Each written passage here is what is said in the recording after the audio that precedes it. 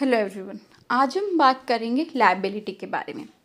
ठीक है, अब लायबिलिटी क्या होती है कि जो पैसे, इन सिंपल टर्म्स में आपको एक्सप्लेन करती हूँ कि लायबिलिटी जो पैसे हमें वापस करने हैं, ठीक है, किसी इंडिविजुअल को, वो हमारी लायबिलिटी हो जाती है। ठीक, सपोज हमने किसी से उधार लिया है तो आज नहीं तो कल हमें वो उधार वापस देना भी तो है, तो वो हमारी लायबिलिटी है।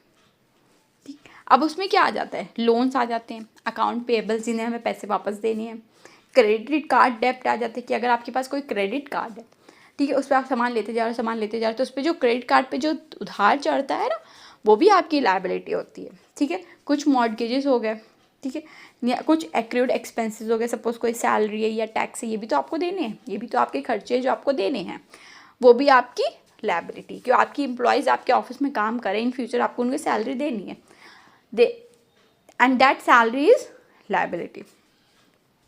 अब ये भी दो टाइप्स की हो जाती हैं, करंट लायबिलिटी हो जाती है और नॉन करंट लायबिलिटी।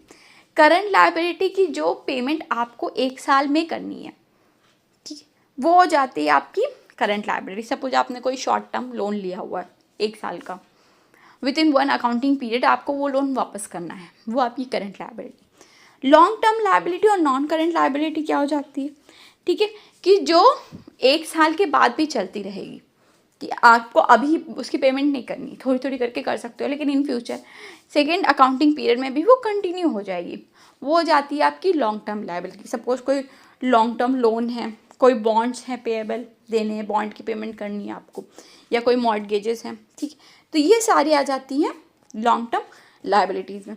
अब इसमें कुछ दो टाइप्स हो गए, सिक्योर्ड अनसिक्योर्ड, ये भी आप जान ही लीजिए। तो सिक्योर्ड क्या हो जाते हैं कि जिसके अगेंस्ट में कुछ सिक्योरिटी रखी गई होती है, कोलेटरल, कि अगर आपको किसी ने उधार दिया है तो उसके अगेंस्ट में कुछ कोलेटरल रखा गया, ठीक है। अनसिक्योर्ड हो जाता है कि जिसके अगेंस्ट में कोई कोलेटरल नहीं रखा गया, तो ये हो जाता है अनसिक्योर्ड।